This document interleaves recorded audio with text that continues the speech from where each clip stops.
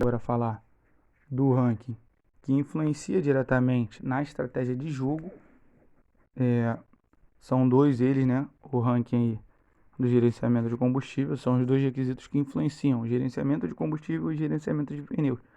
Eles são os dois principais fatores influenciadores no caso aí de estratégia. Se você souber usar o combustível e os pneus corretamente, você vai fluir e seus pilotos podem fazer com que talvez as suas más qualificações se tornem bons resultados finais, pois às vezes o piloto ele pode se qualificar mal, mas se ele for bom ultrapassador e for bom defensor e tiver uma consistência ali mediana, ele pode fazer com que ele tenha uma grande diferença aí na hora de chegar na reta final e fazer os seus pontos aí para estar ajudando a sua equipe a estar levando aí a vitória no duelo e, claro, ganhando os pontos principalmente para abrir os caixotes.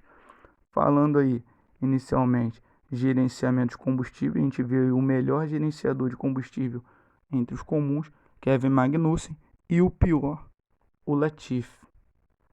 Vemos entre os raros o melhor, Alexander Albon, com 87, que chega a ser assustador quando você fala dos pontos atuais, pois os pontos baixaram bastante diferente da temporada passada.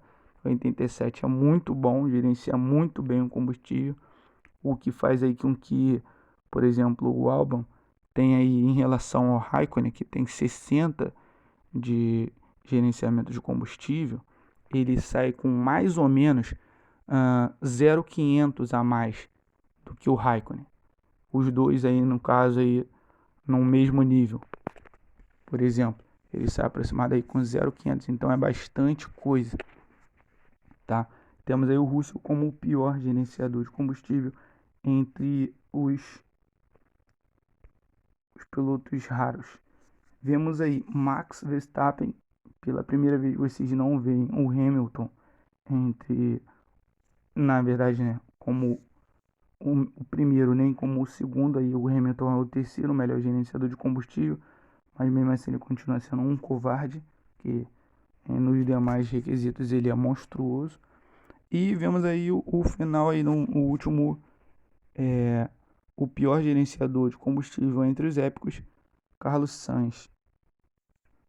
Vemos aí no ranking geral, temos aí o gerenciamento de combustível com o melhor gerenciador de combustível, o Max Verstappen, e o pior, Carlos Sainz, que pelo incrível que pareça, apesar de ser um piloto épico, ele fica aí entre os piores pilotos em vários requisitos, né? Você não vê ele apontar praticamente, tirando a consistência, se eu não estou enganado, ele só aponta entre os 10 melhores na consistência, os demais ele está entre os 10 piores.